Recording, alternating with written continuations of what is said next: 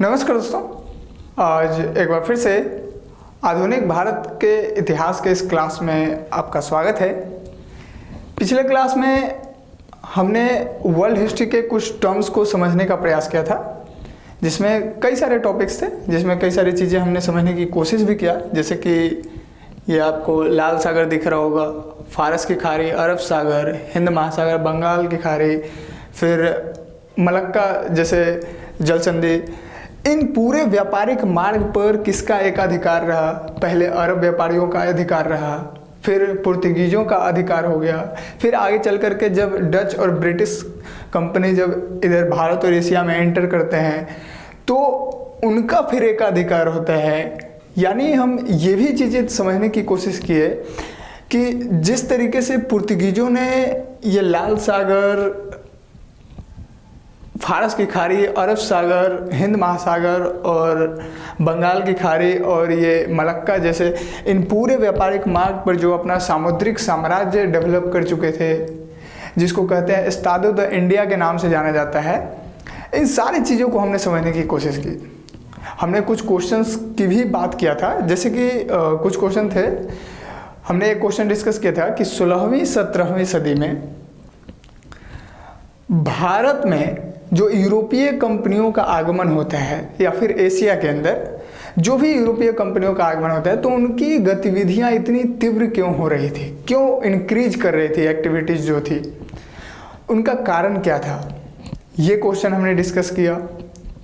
फिर एक और क्वेश्चन हमने डिस्कस किया था कि अमेरिका की खोज तो अकस्मात हुई थी, तो अमेरिका की खोज का व्यापक लाभ कैसे मिला यूरोपीय देशों को, उसके बारे में भी हमने डिस्कस किया।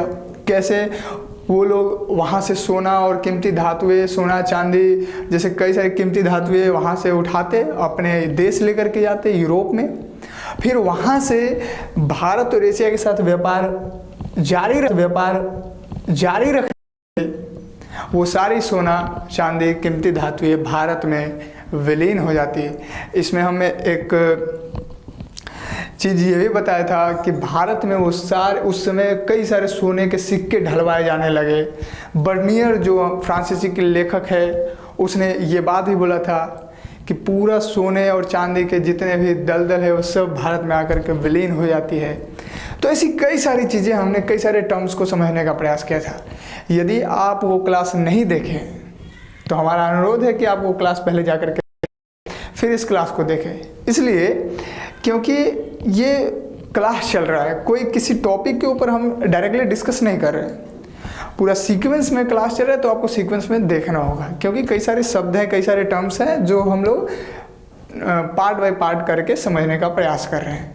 ठीक है, तो आज का जो हमारा क्लास है उसमें हम लोग उसी सीरीज को आगे बढ़ा करके कुछ और वर्ल्ड हिस्ट्री के अंदर है कुछ टर्म्स हैं जो आपको समझाना जरूरी है। वैसे तो हमारा जो क्लास चल रहा है वो मॉडर्न हिस्ट्री का चल रहा है, ठीक है, आधुनिक भारत के इतिहास का क्लास चल रहा है, लेकिन उससे वर्ल्ड हिस्ट्री से हमको कनेक्ट करना पड़ेगा, क्योंकि दिमाग में क्वेश्चन ऐसा आता है ना।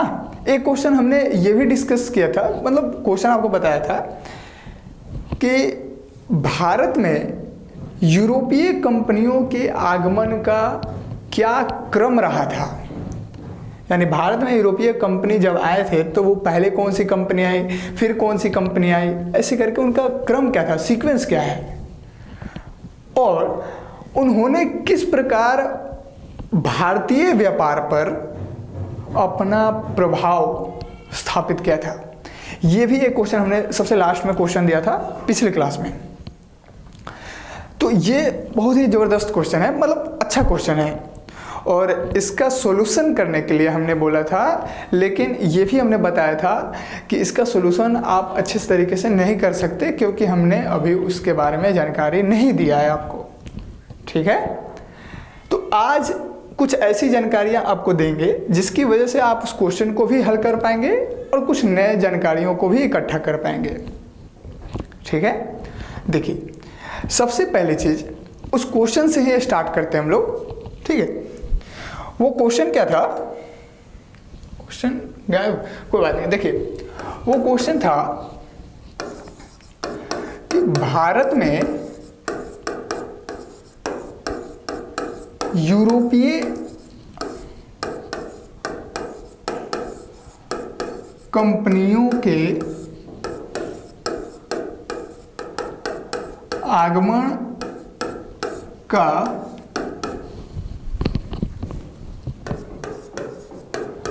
क्या क्रम रहा था, पहला क्वेश्चन। और इसी में जोड़ सकते हैं तथा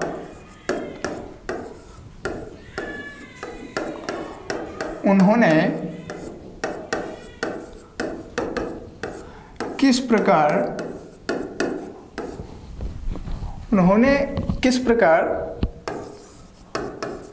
भारतीय व्यापार पर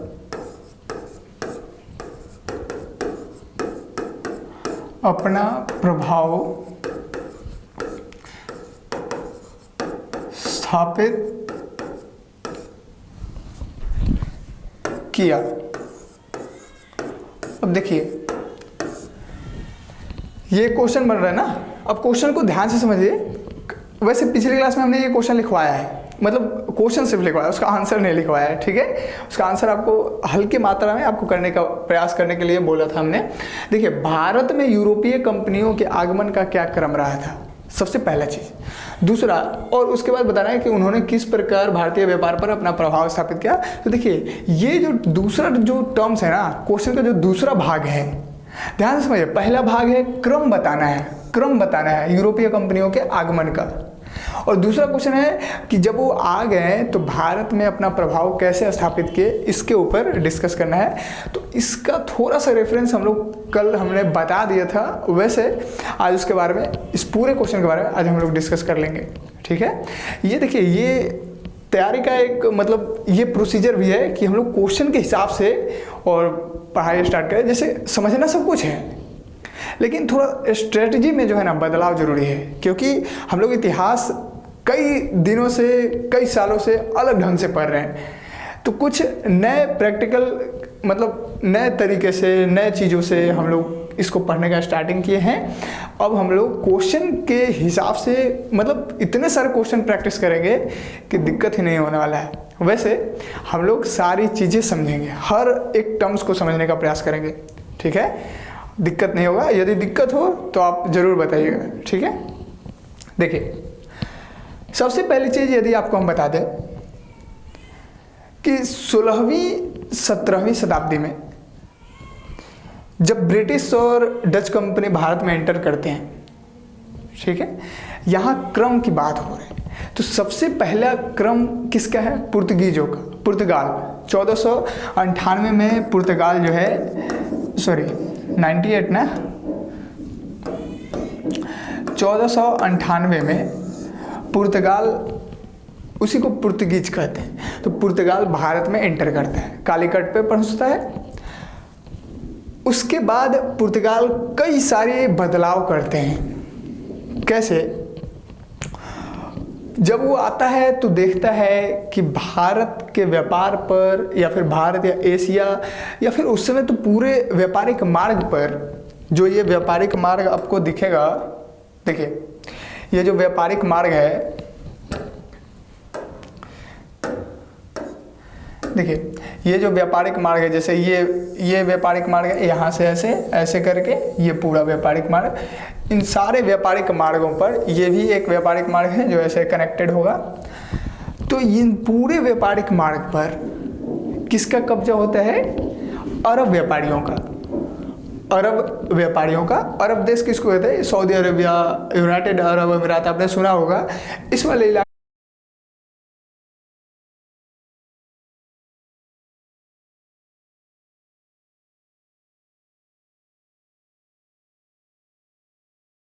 ये भी बताया था कि इन व्यापारिक मार्गों को 3 भागों में समझने की जरूरत है, ठीक है। जो पहला भाग था उसमें हमने बताया था कि ये लाल सागर है, ये फारस की खाड़ी है और ये अरब सागर है, ठीक है, जो भारत के पश्चिमी तटीय एरिया से कनेक्टेड होता है। तो इन पार्ट को हम लोगों ने पहला भाग बनाया था, पहला पार्ट, पहला व्यापारिक मार्ग। दूसरा व्यापारिक मार्ग हमने बनाया था कि ये हिंद महासागर है और ये बंगाल की खाड़ी है, ठीक है। तो हिंद महासागर से बंगाल की खाड़ी तक के एरिया को हमने दूसरा पार्ट बनाया था, ठीक है। और तीसरा पार्ट बंगाल की खाड़ी से लेकर के ये मलक्का की जलसंधि तक, मलक्का जलसंधि तक हमने इस पार्ट को तीसरा व्यापारिक भाग बनाया था, ठीक है। अब ये तीनों व्यापारिक पार्ट पर, तीनों व्यापारिक मार्ग पर सबसे पहले अरब व्यापारियों का कब्जा था। और जब 1498 में 1498 में पुर्तगाल जब भारत में एंटर करता है, उसके बाद भारत में पुर्तगाल का एक गवर्नर आता है जिसका नाम होता है डी अल्मीडा, ठीक है। हमने बताया था पिछले क्लास में, डी अल्मीडा आता है। और डी अल्मीडा जो है 1508 में 1508 में ये जो होर्मुज बंदरगाह है, यहाँ देखिए ये होर्मुज बंदरगाह है, होर्मुज जलसंधि के बाद होर्मुज बंदरगाह बना हुआ है। और यहाँ पर जो अरब व्यापारियों का कब्जा होता है, तो यहाँ से 1508 में डी अल्मीडा जो है, नाम ही लिख देते हैं,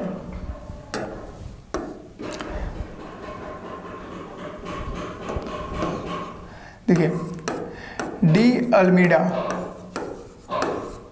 फ्रांसीसी डी अल्मीडा इसका नाम होता है। ये गवर्नर होता है पुर्तगाल का, वायसराय। अब वो एक अधिकारी, वो जब आता है तो 1508 में होर्मुज बंदरगाह को अरब व्यापारियों से छीन लेता है, इस पर कब्जा कर लेता है। और इस पूरे एरिया पर, यानी कि पार्ट 1 जो है व्यापारिक मार्ग, उस पर कौन कब्जा कर लेता है?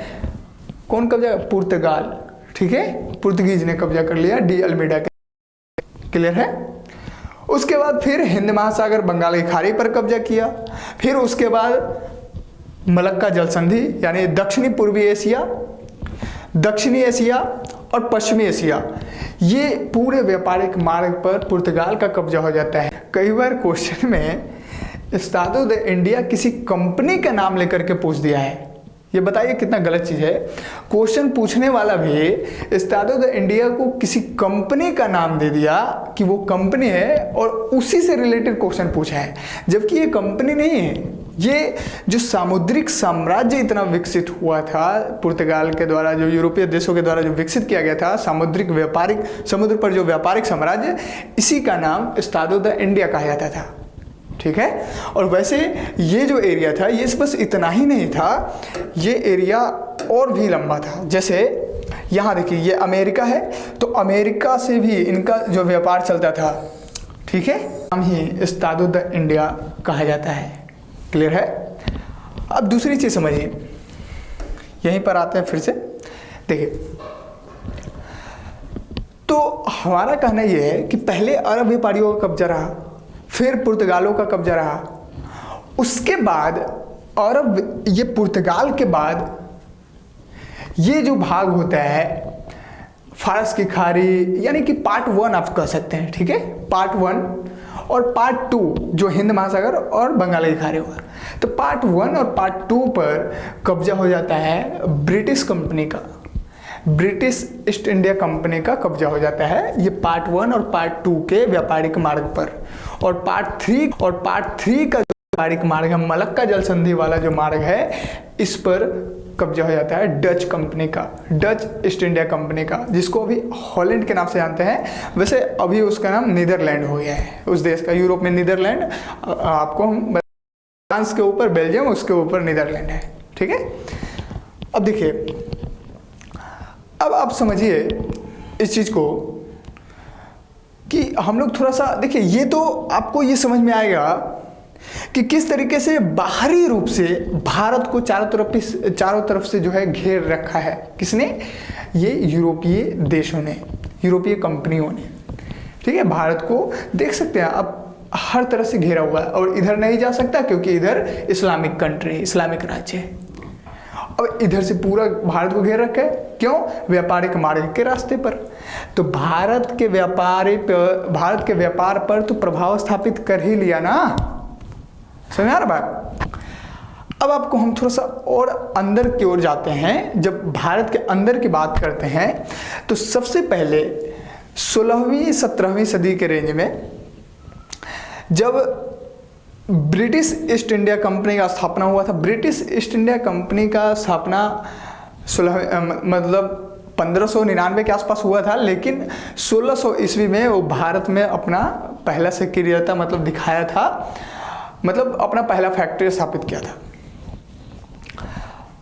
अब देखिए, सबसे पहली चीज, ईस्ट इंडिया कंपनी भारत में एंटर किया 1600 ईस्वी में। कब किया? 1600 इसमें। और डच ईस्ट इंडिया कंपनी 1602 में आया। ठीक है। British East India Company, British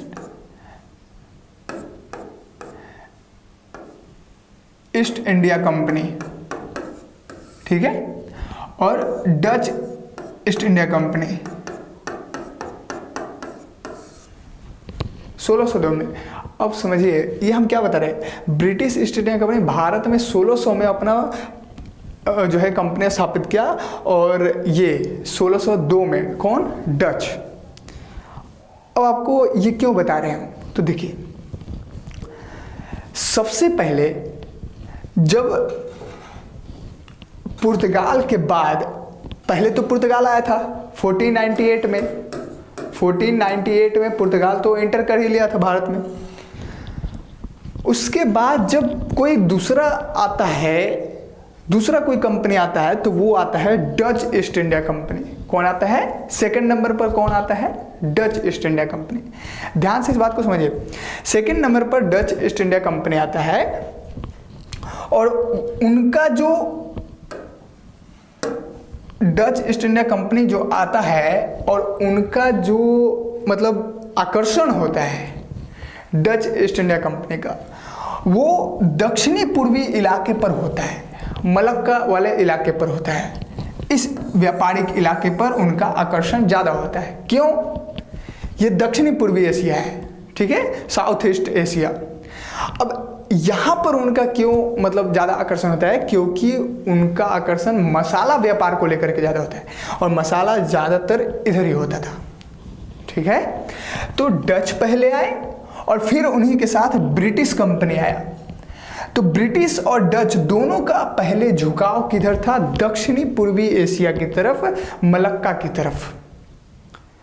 लेकिन जब भविष्य में क्या हुआ कि उनका ब्रिटिश ईस्ट इंडिया कंपनी, देखिए आप ध्यान से समझिए, डच ईस्ट इंडिया कंपनी पहले आया है, लेकिन वो भारत में फैक्ट्री पहले स्थापित नहीं किया। पहला फैक्ट्री स्थापित करने वाला कौन हुआ? British East India Company. British East India Company ही भारत में पहला फैक्ट्री स्थापित करता है। लेकिन अगर क्रम की बात होगा कि पहले कौन आया था, तो पहले Dutch east India company Bharat में आया, उसके बाद ब्रिटिश। क्लियर है? अब देखिए, तो शुरुआत में तो दोनों का झुकाव इधर था, दक्षिण पूर्वी एशिया में, लेकिन फिर धीरे धीरे करके British East India company Bharat में आता है और यहाँ पर अपना पहला फैक्ट्री स्थापित करता है। उसके बाद डच ईस्ट इंडिया कंपनी आता है, जो 1602 में भारत में अपना पहला कंपनी स्थापित करता है। और ये कंपनी कहाँ कहाँ होती है? तो गुजरात में जो सूरत है, सूरत का नाम आपने सुना होगा, ठीक है, सूरत में जो गुजरात में है। फिर मसूलीपट्टनम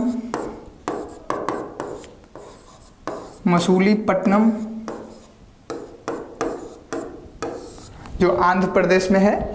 तो सूरत में अपना फैक्ट्री स्थापित करता है, मसूलीपट्टनम में जो आंध्र प्रदेश में है वहाँ स्थापित करता है, फिर चिंसूरा में स्थापित करता है, चिंसूरा जो बंगाल में है, तो चिंसूरा में अपना पहला फैक्ट्री स्थापित करता है। सॉरी, पहला नहीं, अपना कई सारा फैक्ट्री स्थापित करता है डच ईस्ट इंडिया कंपनी। ऐसा नहीं है कि एक ही दो स्थापित करता है, लेकिन इसमें जो सूरत और मसूलीपट्टनम का जो जगह है ना, सूरत जो गुजरात में है और मसूलीपट्टनम जो आंध्र प्रदेश में है, इसमें जितने भी कंपनी आते हैं वो सब ने अपना अपना फैक्ट्री यहाँ पर स्थापित किया है। मतलब एक आध को छोड़ दे तो सबने क्या किया है, सूरत और मसूलीपट्टनम में अपना फैक्ट्री यहाँ पर स्थापित कर लिया है। ठीक है, अब देखिए यहाँ पर तो फैक्ट्री स्थापित कर दिया डच ने। उसके बाद 1616 ईस्वी में, उसके बाद 1616 ईस्वी में भारत में इंटर करता है डेन कंपनी। कौन करता है? डेन कंपनी जो है भारत में 1616 ईस्वी में पहला फैक्ट्री स्थापित करता है। और वो कहाँ पर स्थापित करता है? वो करता है ट्रंकोवार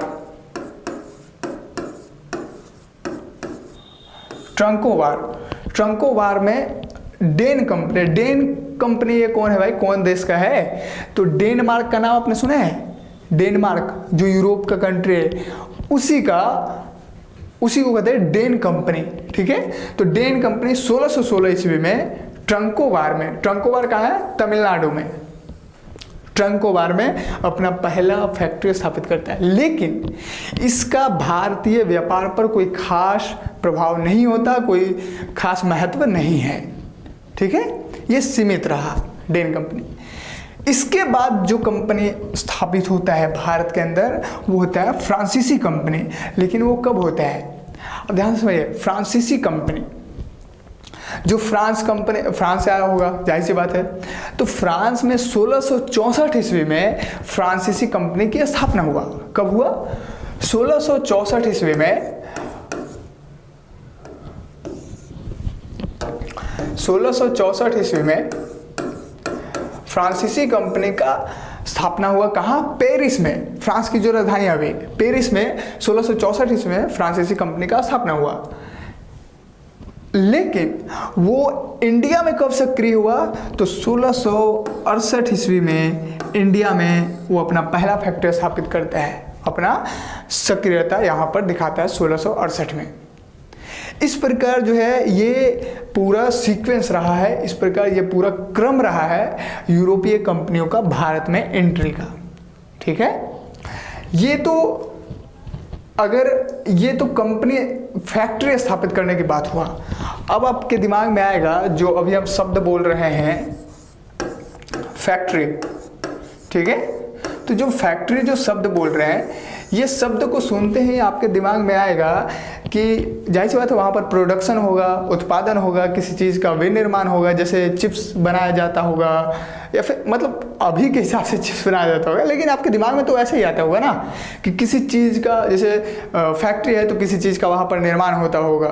ठीक है, जूते, चप्पल, कई सारी चीज़ें का जो है निर्माण होता होगा। तो आपको विनिर्माण का जो है उत्पादन का दिमाग में अभी के हिसाब से मतलब दिमाग में वो घूमता होगा कि फैक्ट्री का मतलब वही है, प्रोडक्शन से रिलेटेड। लेकिन उस समय फैक्ट्री का मतलब उत्पादन से नहीं था। उस समय फैक्ट्री का मतलब गोडाउन से था, गोदाम से था। ठीक है, गोदाम होता था। अब वो गोडाउन जो है कैसे होता था? जैसे अब देखिए, अब ये भारत है, जैसे मान लेते हैं कि यहाँ पर कोई फैक्ट्री स्थापित हुआ। ठीक है, यहाँ पर एक फैक्ट्री स्थापित किए, तो यहाँ पर फैक्ट्री स्थापित किए तो इसके आसपास के जितने भी जगह हैं, वहाँ से जितने भी मतलब इम्पोर्टेंट वस्तुएं हैं जो यूरोप में उसका डिमांड है, वो आसपास के एरिया से वो वस्तुओं को खरीद लेते हैं। ठीक है, खरीद करके और इसमें जो है उसको स्टोर करते थे, रखते थे, और वहीं से फिर वितरण का काम करते थे, इंपोर्ट एक्सपोर्ट का काम करते थे। ठीक है, निर्यात करते थे, आयात करते थे उसी गोडाउन के तहत। उसी फैक्ट्री में अपना गोडाउन बनाए हुए थे, अपना सामान खरीद के लाए, सारी जगह से वहाँ पर रख दिए, और फिर वहीं से फिर शिप में लोड करके और फिर यूरोप में भेज दिया जाएगा। इस तरीके से इन लोगों ने अपना फैक्ट्री स्थापित करता था। तो ये फैक्ट्री का मतलब ये होता है उस समय के लिए। ठीक है, अभी फैक्ट्री का सेंस अलग हो गया। अब आप समझिए, ये तो फैक्ट्री स्थापित करने का क्रम है ना, लेकिन आपसे यदि यूरोपियों के आगमन का क्रम पूछेगा तो सबसे पहला यदि आपको बताना है तो सबसे पहले आप क्या बता सकते हैं कि सबसे पहले अगर कोई कंपनी आया भारत में, तो वो कौन आया? पुर्तगाल। ठीक है, पुर्तगाल का कंपनी आया। फिर कौन आया? उसके बाद डच कंपनी आए। ठीक है, डच ईस्ट इंडिया कंपनी। फिर उसके बाद ब्रिटिश ईस्ट इंडिया कंपनी। फिर उसके बाद then East India Company, then, फिर उसके बाद फ्रांसीसी, ठीक है, फ्रांसीसी ईस्ट इंडिया कंपनी। क्लियर है? तो ये क्रम रहा है भारत में इन कंपनियों के, भारत एवं एशिया में अब बोले तो ये क्रम रहा है एंट्री करने का, ठीक है, ये सीक्वेंस है। लेकिन ये जो हमने बात किया है ना, ये जो हमने बात किया है, ये फैक्ट्री स्थापित किया हुआ है भारत के अंदर इस क्रम में, ठीक है। एक चीज़ और आपको बताते हैं कि जब 1600 ईस्वी में ब्रिटिश ईस्ट इंडिया कंपनी जब भारत में एंटर कर रहा था, तो वहाँ की महारानी जो थी ब्रिटेन की जो महारानी थी, उसका नाम था, देखिए, ब्रिटेन की जो महारानी थी उसका नाम था एलिजाबेथ, ठीक है, एलिजाबेथ। और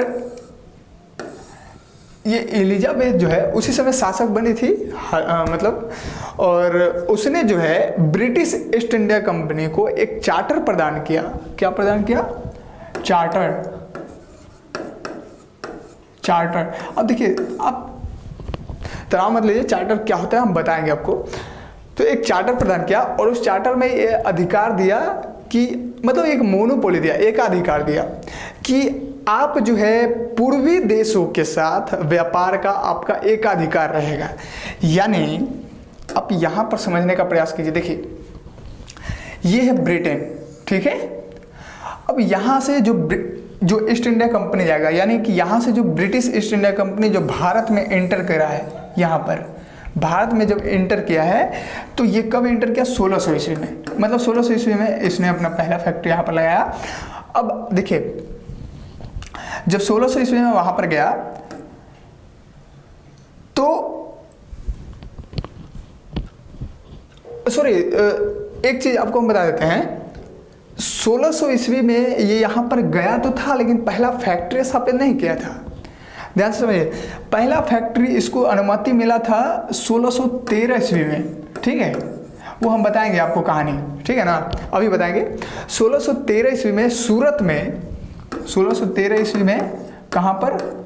सूरत में, 1613 में सूरत में ब्रिटिश ईस्ट इंडिया कंपनी पहला अपना फैक्ट्री स्थापित करता है, और वही उसका पहला प्रेसिडेंसी भी बनता है।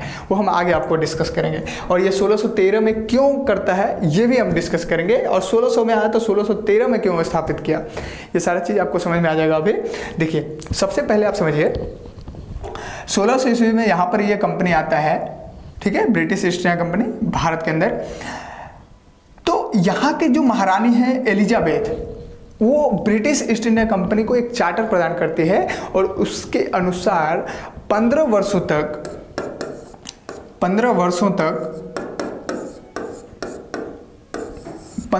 तक ब्रिटिश ईस्ट इंडिया कंपनी को एकाधिकार होता है कि ब्रिटेन से जितने भी कंपनियां होंगी वो भारतीय व्यापार पर, यानी कि पूर्वी व्यापार पर, यहाँ पर और कोई कंपनी नहीं आएगा ब्रिटिश ईस्ट इंडिया कंपनी को छोड़कर।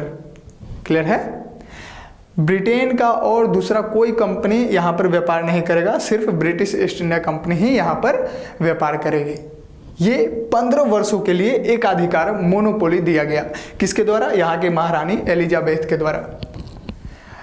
इस अवधि को बढ़ा करके, या एलिजाबेथ का एक आगे चल करके एक नाती होता है जिसका नाम होता है जेम्स प्रथम, ठीक है, जेम्स फर्स्ट। ये एलिजाबेथ का नाती होता है और ये ब्रिटेन का शासक बन जाता है।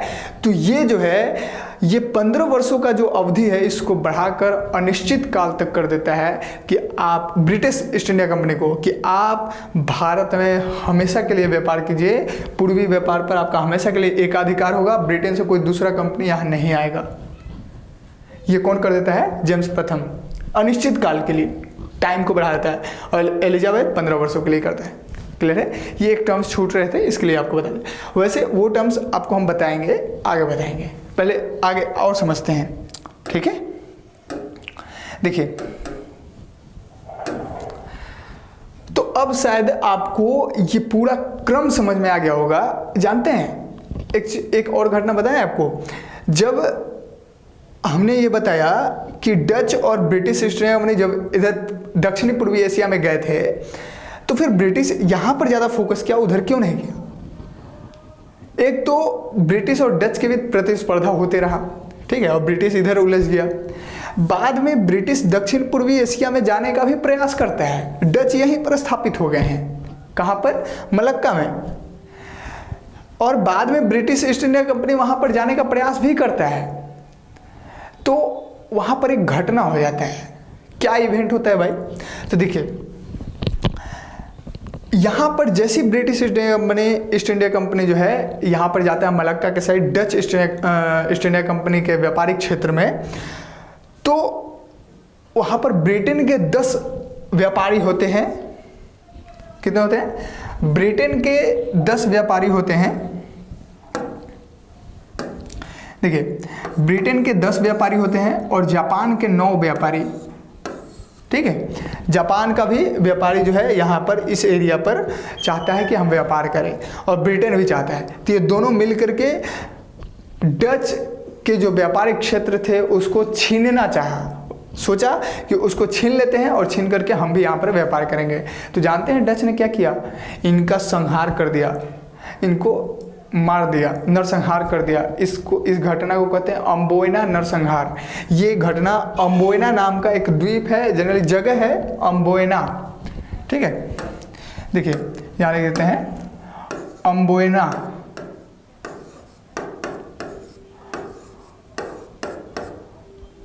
अम्बोयना नरसंहार।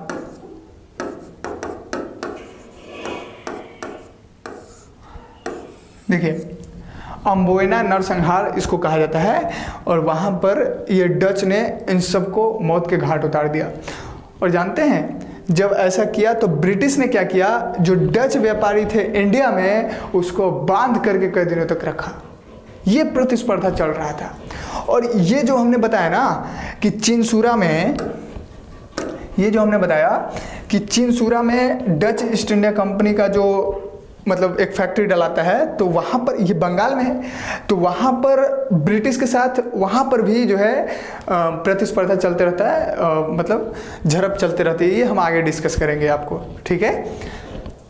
और ये बता देते हैं, देखिए, तो वैसे तो ब्रिटिश ईस्ट इंडिया कंपनी का सूरत में फैक्ट्री स्थापित हुआ, मसूलीपट्टनम में हुआ, बंगाल में हुआ, कई जगहों पर एक एक कंपनी का 20-20 जगह पर स्थापित हुआ है।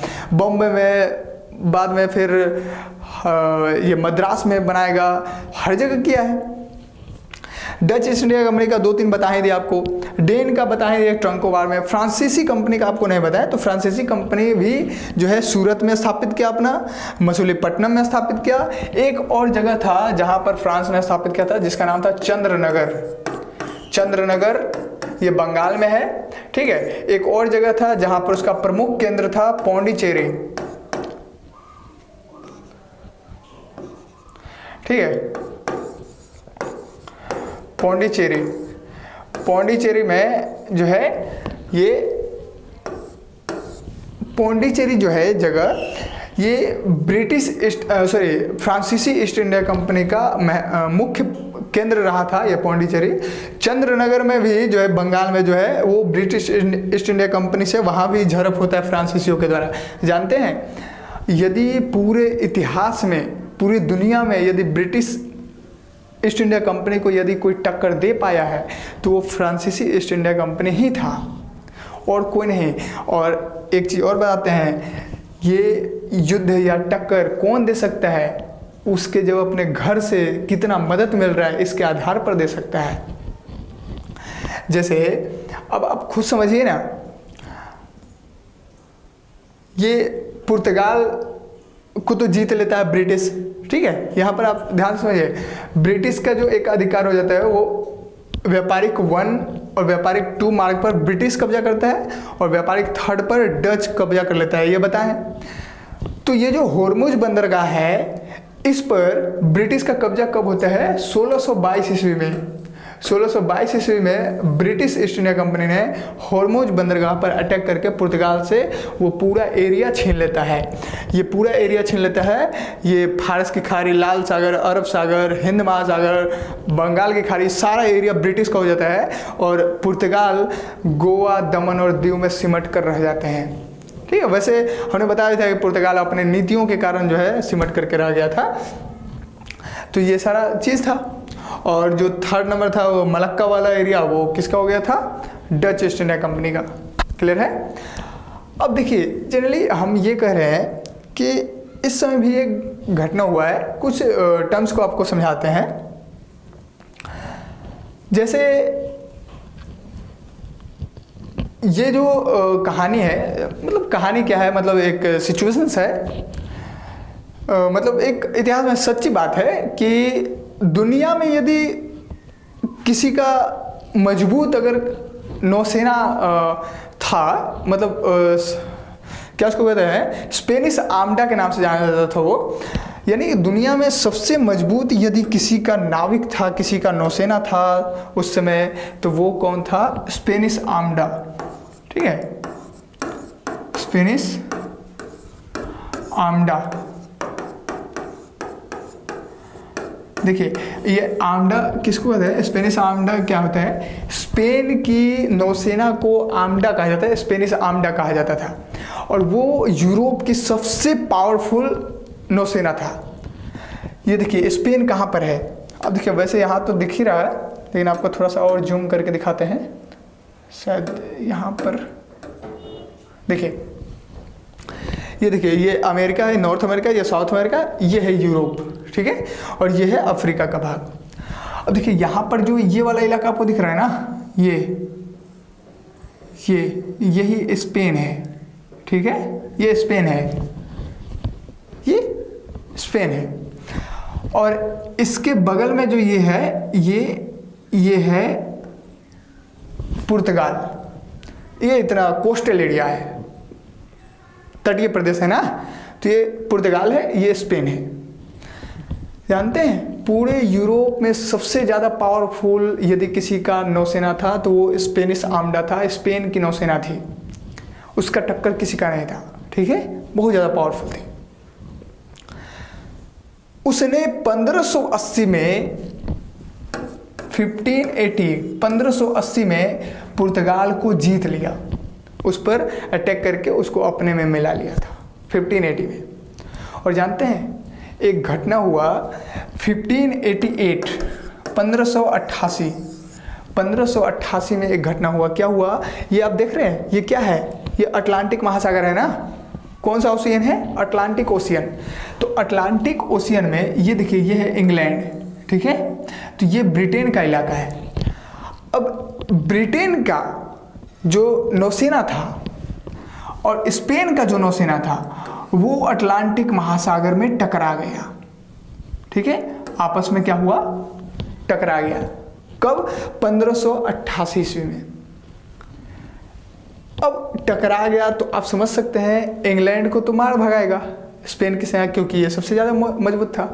यदि नॉर्मल कंडीशन होता तो स्पेन को तो यहाँ पर जीत जाना चाहिए था, लेकिन स्पेन यहाँ पर हार जाता है, पराजित हो जाता है। और हारने का कारण नेचुरल कंडीशंस। अब वो भी किसके फेवर में चला जाता है? वो इंग्लैंड के फेवर। यहाँ पर बोला लक, भाग्य ने जो है ना यहाँ पर पूरा मूवमेंट बदल दिया। कैसे? देखिए, जब 1588 में यहाँ पर अटलांटिक महासागर में इंग्लैंड की नौसेना और स्पेन की नौसेना जब आपस में टकराती है, तो उस समय साइक्लोन आ जाता है, चक्रवात आ जाता है समुद्र में। और वो चक्रवात स्पेनिश आर्मडा के जितने भी जो मतलब नौसेना के, स्पेन के नौसेना के जितने भी नाविक थे या जो जहाज़ थे, जहाज़ पहले अभी जैसे थोड़े होते थे स्टीम इंजन के जैसे, उसी में बड़े बड़े लकड़ी के जहाज़ बनाए जाते थे। उसमें 100,000 आदमी जो है पतवार को खेपते रहते थे नीचे बैठ करके। तो यदि आपको वो दिखना है ना, तो शायद एक मूवी है, हॉलीवुड है शायद, 300, उसमें वो नाव दिखाता है किस तरीके से जो है ना वो नाव को मतलब उपयोग किया जाता है। तो अब ये नाव लगभग 132 जहाज है उसके पास, बहुत पावरफुल है, वो भी बड़े बड़े। वो सब चक्रवात और साइक्लोन की वजह से इधर उधर बिखर गए, भटक गए, और जिसका फ़ायदा इंग्लैंड ले लिया। अब आपके दिमाग में आएगा, तो इंग्लैंड को चक्रवात का प्रकोप नहीं सहना पड़ा क्या? नहीं। क्यों? चक्रवात स्पेन की तरफ आया था, इंग्लैंड की नौसेना की तरफ नहीं आया, जिसका फ़ायदा इंग्लैंड को मिला। और फिर उसके बाद से पूरी दुनिया में सबसे ज़्यादा पावरफुल यदि किसी का नौसेना हुआ तो वो इंग्लैंड का हुआ, ठीक है, वो ब्रिटेन का हुआ। और वो कब तक रहेगा? वो रहेगा सेकेंड वर्ल्ड वॉर तक, लगभग सेकेंड वर्ल्ड वॉर तक, द्वितीय विश्व युद्ध तक जो है इंग्लैंड यानी कि ब्रिटेन की नौसेना ताकतवर रहेगी, क्योंकि स्पेन की सेना यहाँ पर हार जाती है। ये मामला समझ में आया? अब पुर्तगाल को स्पेन कब्जा किया हुआ है, तो जाहिर सी बात पुर्तगाल भी बहुत कमज़ोर, ठीक है। तो अब मैटर यहाँ पर समझते हैं। देखिए, अब यहाँ पर एक चीज़ समझते हैं। देखिए कहाँ गया?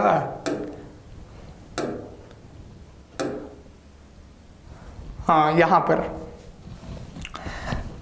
यहीं पर देखते हैं, ठीक है। ये भारत है, वो भारत दिख रहा है ना, छोटा है थोड़ा, कोई बात नहीं। देखिए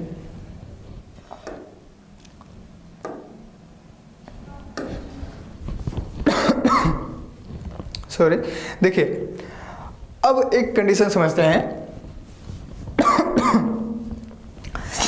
भारत में यहाँ का शासक था जहांगीर, ठीक है, मुगल साम्राज्य स्थापित हो चुका था इस समय। लगभग हम बात कर रहे हैं 1608 की। एक घटना हुआ है इस समय भी, इस इवेंट को भी समझते हैं। थोड़ी थोड़ी टर्म्स है जिसको समझना जरूरी है। तो 1608 में, क्योंकि अभी जो हमने बताया ना, ये वो घटना है स्पेन और इंग्लैंड का, आखिर उसका लिंक होना चाहिए ना, क्योंकि वर्ल्ड हिस्ट्री तो हम लोग पढ़ नहीं रहे, तो लिंक करना पड़ेगा हमको यहाँ पर। देखिए, तो 1608 में की घटना है। हुआ क्या है कि यहाँ देखिए, ये इंग्लैंड है, ये वाला इलाका क्या है? इंग्लैंड का, सॉरी ब्रिटेन का, इंग्लैंड ये वाला इलाका। अब देखिए, तो यहाँ का जो महारानी थी वो कौन थी? एलिजाबेथ। उस समय 1608 के आसपास एलिजाबेथ थी।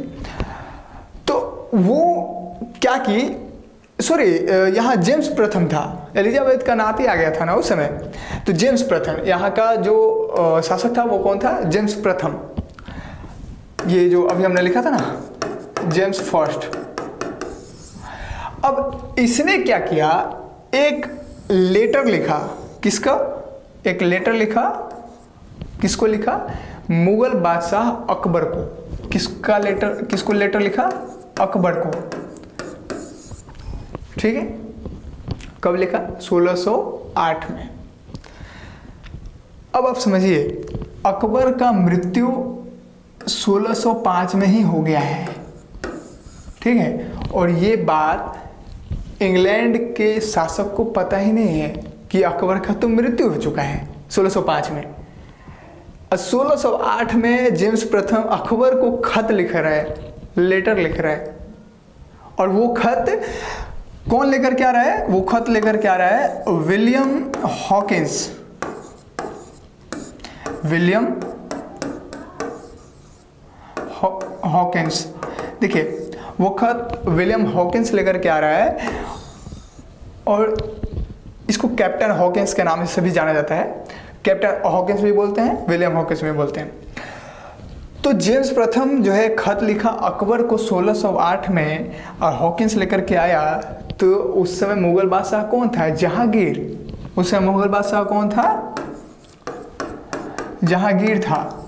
ये हमने क्लास में बता रखा है ना, ये हमने पिछले क्लास में बता रखा है सारा चीज़। तो देखिए कि कब अकबर आया, कब जहांगीर आया, ये सारा चीज़ हमने डिस्कस किया हुआ है। तो जहांगीर था उस समय। अब जब जहांगीर उस समय था, देखिए हम इसीलिए बोले हैं कि आप जो है सीक्वेंस में पढ़िए, क्योंकि सारा चीज़ ना अब बार बार हम थोड़ी इसका डेट बताएंगे कि जहांगीर का डेट कब से कब तक था, नहीं बताएंगे, क्योंकि ये हमने बता चुका है पहले। तो आप उस क्लास को रेगुलर देखते रहिए, आपका सारा कॉन्सेप्ट क्लियर है। हम विश्वास दिलाते हैं कि आप एक बार अच्छी तरीके से मॉडर्न हिस्ट्री को पढ़ लीजिए।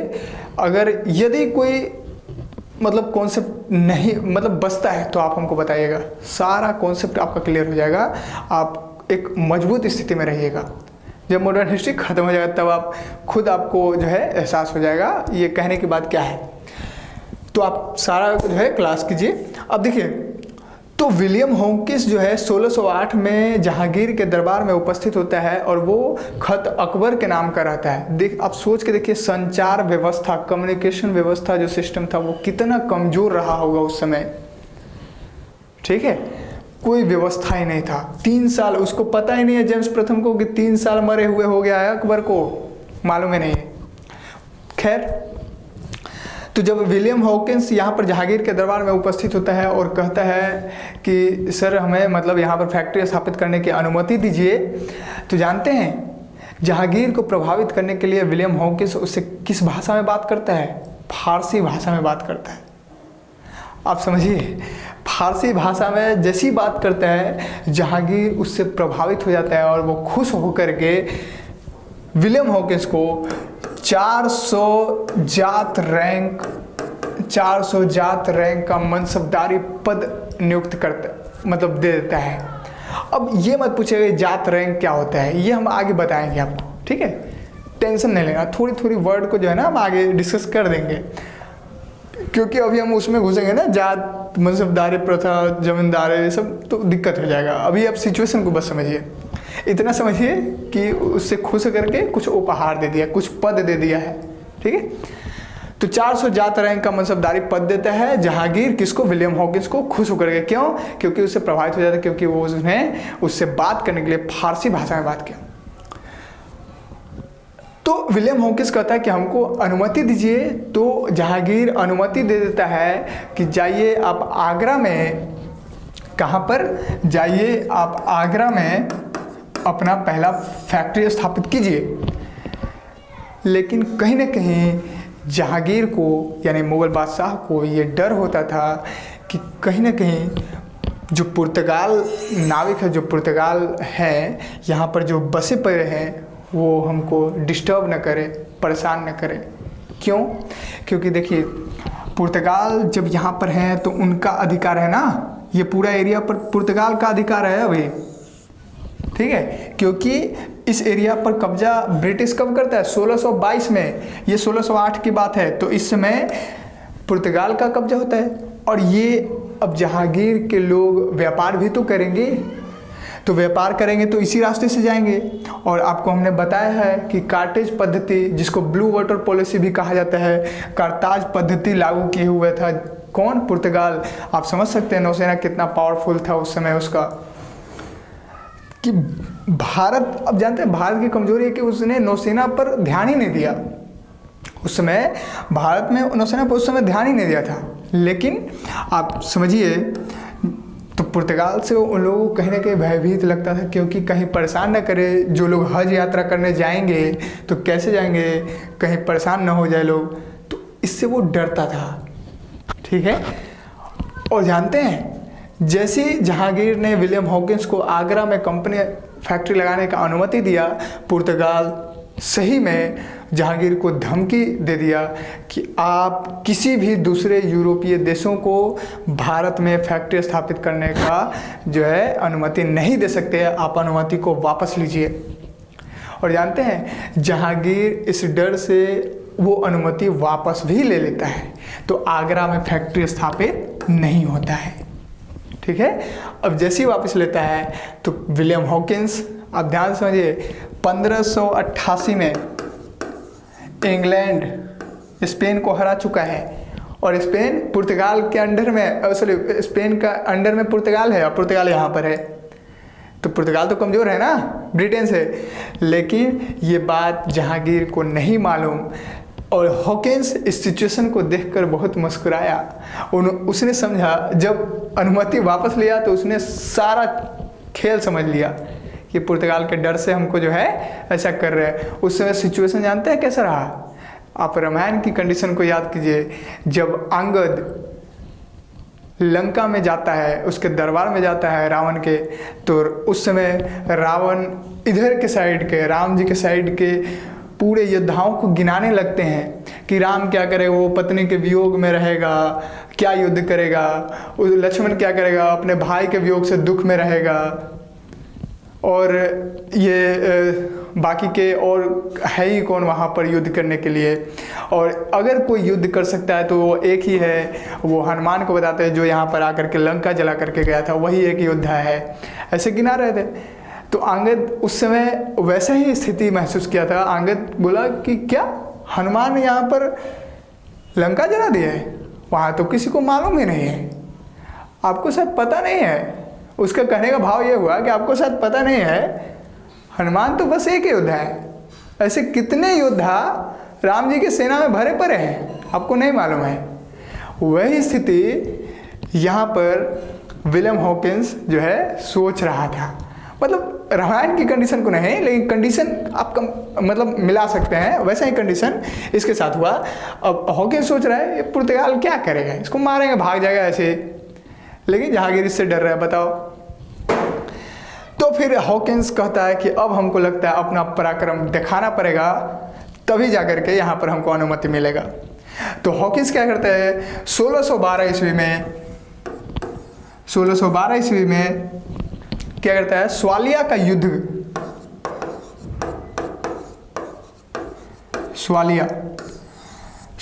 युद्ध करते हैं, ठीक है, यहाँ लिख ही देते हैं, ठीक है। देखिए 1612 में कैप्टन हॉकिंस अपने जो नाविक होते हैं उससे ये कहता है कि मतलब ज़बरदस्ती पुर्तगाल से जो है युद्ध स्टार्ट कर देता है, और वो बस दिखाने के लिए जहांगीर को, और युद्ध स्टार्ट करके स्वालिया के युद्ध में पुर्तगाल को बुरी तरह से हरा देता है 1612 में। फिर जहांगीर जो है खुश होकर के बोला, और ये तो बड़ा बहुत बेहतर चीज़ है, ये तो पुर्तगाल को मार कर भगा रहा है, तो ये तो अच्छी बात है। वो खुश होकर के जो है विलियम हॉकिंस को यानी ब्रिटिश ईस्ट इंडिया कंपनी को फैक्ट्री स्थापित करने का अनुमति दे देता है, और वही पहला फैक्ट्री 1613 ईस्वी में सूरत में पहला फैक्ट्री बनेगा, किसका, ब्रिटिश ईस्ट इंडिया कंपनी का। और वही सूरत पहला प्रेसिडेंसी भी बनेगा ब्रिटिश सरकार का, ब्रिटिश ईस्ट इंडिया कंपनी का पहला प्रेसिडेंसी मतलब मुख्यालय। और फिर बंगाल प्रेसिडेंसी बनेगा, फिर मद्रास प्रेसिडेंसी बनेगा, और फिर बॉम्बे प्रेसिडेंसी बनेगा, और बंगाल फिर आगे चल करके बंगाल जो है वो पूरे भारत का मुख्यालय बनेगा, पूरे भारत का प्रेसिडेंसी बनेगा। तो ये सारा चीज़ है, ये सारा घटना आपको शायद समझ में आ गया होगा, ये पूरा मैटर, ठीक है। और वही 1613 के बाद 1622 ईस्वी में जो है ये पुर्तगाल को यहाँ से भी भगा देता है, इस होर्मुज बंदरगाह से जो है पुर्तगाल को खदेड़ देता है। ये पूरा एरिया पर व्यापारिक मार्ग पर ब्रिटिश ईस्ट इंडिया कंपनी का कब्जा हो जाता है, और पुर्तगाल गोवा, दमन और दीव में सिमट करके रह जाते हैं। क्लियर हो गया ये सारा चीज़, सारा मैटर आपको शायद क्लियर हो गया होगा, ठीक है। अब आप जो है इस क्वेश्चन का सॉल्यूशन आसानी से कर सकते हैं। यूरोपीय कंपनियों के आगमन का क्रम क्या रहा, लिख दीजिए, थोड़ा सा चीज लिखिए, और फिर उसके बाद भारतीय व्यापार पर उनका प्रभाव कैसे स्थापित हुआ वो लिखिए। आंसर तैयार है, ठीक है।